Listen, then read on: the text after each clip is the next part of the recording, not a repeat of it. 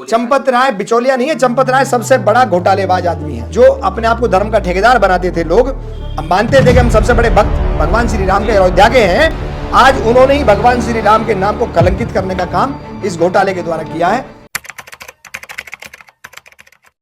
नेताजी, जो अयोध्या के अंदर राम मंदिर निर्माण चल रहा था काफी समय से, और उस समय एक नारा दिया जाता था कि जो राम को लाए हैं हम उसको लाएंगे, लेकिन आज जो राम मंदिर में चंदा लूट, जो कि 1400 करोड़ रुपए की एक चंपत राय नाम का व्यक्ति चंपत लगाकर चला गया, उस पर क्या कहेंगे आप? पूरे देश के अंदर ये मुद्दा गरमा रहा है। जय भीम साथियों, जय भारत, जय संविधान। देखिए, भारतीय जनता पार्टी ने लगभग 2100 करोड़ रुपए मंदिर निर्माण में जो घोषित आकलन किया गया था, वो 2020-21 में निर्माण कार्य शुरू हुआ तब उतने रकम की इन्होंने घोषणा की थी। जिस दीपावली पर 21-21 करोड़ रुपए के दीवे जलाने का दावा किया गया हो, उन हालात में जिस पार्टी ने अपनी राजनीतिक छवि जो राम के मंदिर पे बनाई हो, अयोध्या के नाम पर बनाई हो, उस पार्टी के द्वारा इतनी भारी चूक कि वहाँ का प्रशासन, मंदिर का शासन इतना भ्रष्ट और इतना आताताई हो गया, जिनको इन लोगों ने नियुक्त करके बिठाया, कि उन्होंने आज हजारों करोड़ रुपए का घोटाला राम मंदिर के चंदे में करके दिखा दिया है। और नई खबर आपको मैं बता दूं कि चरण पादुका जो हीरे से जड़ित थी, अभी उनका पता नहीं लग पा रहा है। जो रामलला का जो हार था, वो भी हीरे, सोना, चांदी, अनेकों आभूषणों के द्वारा जड़ा गया था, उस हार का भी पता नहीं लग रहा है। आप घटना का आकलन लगा सकते हैं कि जो हजारों करोड़ रुपए की धनराशि जो नगद में गायब बताई जा रही है, घोटाले के अंतर्गत बताई जा रही है, उससे भी ज्यादा बेशकीमती जो आभूषण वहां से गायब हुए हैं, उनका खुलासा होना अभी बाकी है। और आज वर्तमान की सरकार शिकंजा कस के इसकी अच्छी तरीके से जांच करा के भारत देश की जनता को जवाब दे, और इतने बड़े घोटाले को जो अंजाम दिया गया है, उन सब के साथ ऐसी कानूनी सख्त कार्रवाई की जाए कि जो पवित्र स्थानों पर आगे करने जो संचालित है यहाँ के धार्मिक स्थल, उन पर लोगों की कम से कम ये सोच बन जाए कि कम से कम अन्याय और इस तरह का व्यापारी करने वाले लोगों को ये कम से कम सीख मिले कि कम से कम भगवान श्री राम के नाम पर जहां आप आए हैं, जिन्होंने सृष्टि का आविष्कार किया है, उनको तो कम से कम बख्शने का काम करें। जी, विपक्षी दल जो कि आम आदमी पार्टी के नेता है, वह कह रहे हैं कि महमूद गजनवी जो कि सोमनाथ के मंदिर को लूट कर ले गया था, वहां से हीरे जवाहरात, सोना चांदी सब, और दूसरी तरफ बीजेपी ने राम मंदिर को लूट लिया। मतलब इस तरीके के आरोप भी लगाए जा रहे हैं। और दूसरी कड़ी में जो विदेशी लोग हैं, वह भी इस बात को लेकर काफी खुशकी उड़ा रहे हैं कि एक देश के अंदर चल क्या रहा है। इस पर आप क्या कहेंगे?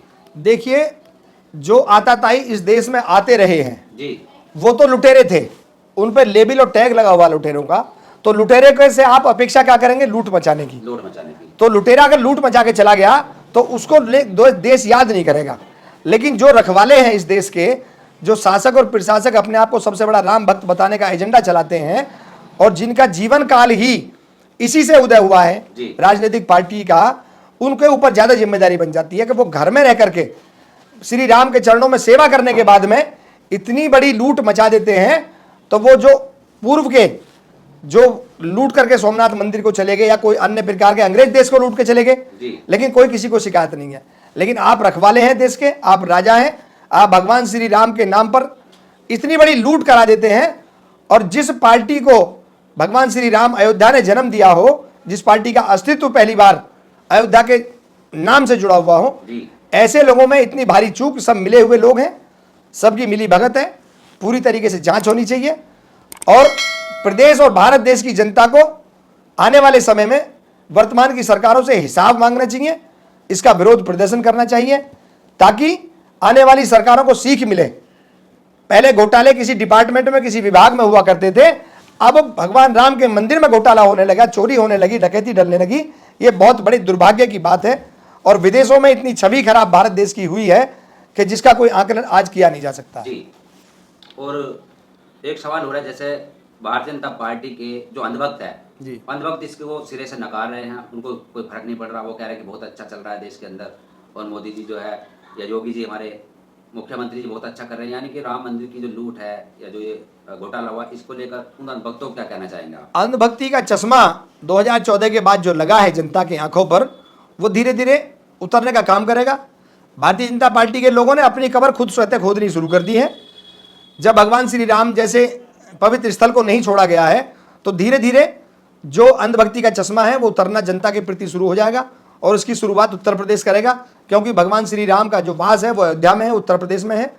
तो मैं जनता से अपील करता हूं कि चश्मे को उतार करके सच्चाई से रूबरू हों और सच्चाई का सामना करने की हिम्मत और ताकत उत्तर प्रदेश की जनता अपने मन में लाए और इन भ्रष्टाचारी लोगों की आंखों में आंख डाल करके इनसे सवाल और जवाब करें और इनसे भारत के जो सबसे पवित्र स्थान अयोध्या में जो लूट हुई है उसका हिसाब जनता मांगेगी और इनको देना पड़ेगा। मैं ऐसा इस जनता के लोगों से, अंधभक्तों से अपील करता हूँ जी।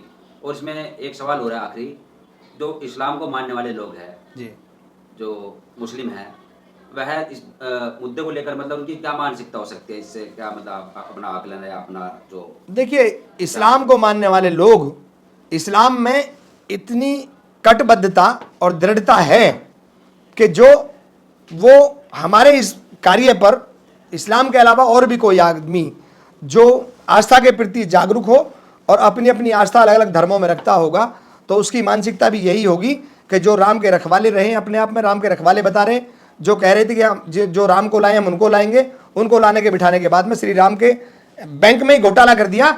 इससे ज़्यादा आकलन आदमी नफरती और क्या करेगा जी। नफरत करने योग्य एक आकलन हो गया है। तो अलग अलग धर्म के जो लोग हैं उनमें भी बहुत ज़्यादा रोष है कि जो अपने आप को धर्म का ठेकेदार बनाते थे लोग, अब मानते थे कि हम सबसे बड़े भक्त भगवान श्री राम के अयोध्या के हैं, आज उन्होंने ही भगवान श्री राम के नाम को कलंकित करने का काम इस घोटाले के द्वारा किया है। ये बहुत बड़ी खेद और दुख की बात है। शायद जैसे सुप्रीम कोर्ट का आदेश था जो कि राम मंदिर के पक्ष में फैसला सुनाया था जी। ये सवाल मैं इसलिए पूछ रहा हूँ, यदि ये बाबरी मस्जिद के पक्ष में फैसला सुनाया जाता तो शायद वहाँ इतनी बड़ी लूट या घोटाला ना होता, जो कि शायद हमने देखा कि मस्जिदों के नाम पर जो चंदा होता है वो लोग। इस्लाम धर्म की ये खूबी है कि इस्लाम धर्म का जब माइक कहीं आपने मस्जिद का निर्माण होते हुए शुरुआत का देखा होगा, तो इस्लाम में ये कहा गया है कि किसी भी चीज़ का पैसा उसमें जायज़ नहीं होता जी। तो उसमें जो चंदा जो समाज के लोग इकट्ठा करते हैं, जो लोग देते हैं, उसके निर्माण कार्य में काम आता है। और वहाँ इस तरह के तस्वीरों के आभूषण, तस्वीरों पर चरण पादुकाएँ, तस्वीरों पर पैसा, इस चढ़ावे का उनके यहाँ प्रचलन नहीं है। तो इसलिए इस धर्म की ये कट्टरता है, ये मानता है इसकी कि ये इस तरह का कोई प्रोपोगंडा चलाते ही नहीं इस्लाम को धर्म मानने वाले लोग, कि जिससे वहाँ धन का दुरुपयोग हो या चोरी हो। फ़कीरों में सेवा करना, इस तरह के काम करना, मदरसे बनवाना, मस्जिदें बनवाना, उस काम में पैसा लगाते हैं। ना कि हमारे जो हिंदू धर्म में आस्था है वो ये है कि हम भगवान के चरणों में अधिक से अधिक धन का चढ़ावा चढ़ाते हैं, अधिक से अधिक उपहार देते हैं, अधिक से अधिक स्वर्ण आभूषण देते हैं। तो हमारी मान्यता ये है, इसीलिए हमारे यहाँ इतना बड़ा घोटाला हुआ है। और जहाँ इस चीज़ का चलन ही नहीं है तो वहाँ चोरी और घोटाले क्या होंगे। यानी सबक सीखने वाली बात है ये जी।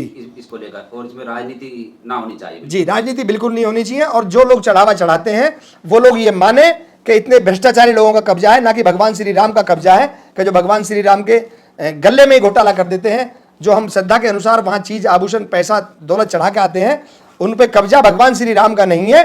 वो आताताई लोग हैं जो इस देश को पहले भी लूटने के लिए आते रहे हैं, वर्तमान में ये इस वेश में आकर के देश को लूटने का काम कर रहे हैं। ये देश की जनता को समझना चाहिए। जी।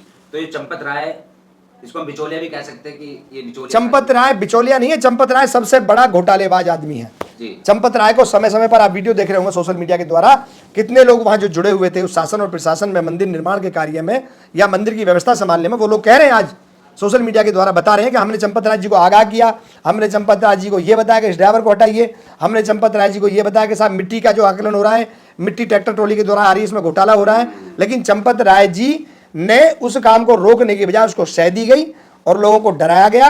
और ऐसे प्रशासन में उसमें कर्मचारी अधिकारी रहे कि जिन्हें सच्चाई से जब सामने लाने की कोशिश की तो उनको अपनी नौकरी से, अपने कार्य से हाथ धोना पड़ा। तो आपको क्या लगता है क्या होगा, मतलब इसमें जांच बैठाई गई है? जांच बैठाने से कुछ नहीं होगा। वर्तमान की सरकार है, जब किसी भ्रष्टाचारी व्यक्ति को जब वो सपोर्ट करना शुरू कर देती है शासन और प्रशासन और सरकारें, तो इनका कुछ नहीं बिगड़ता है।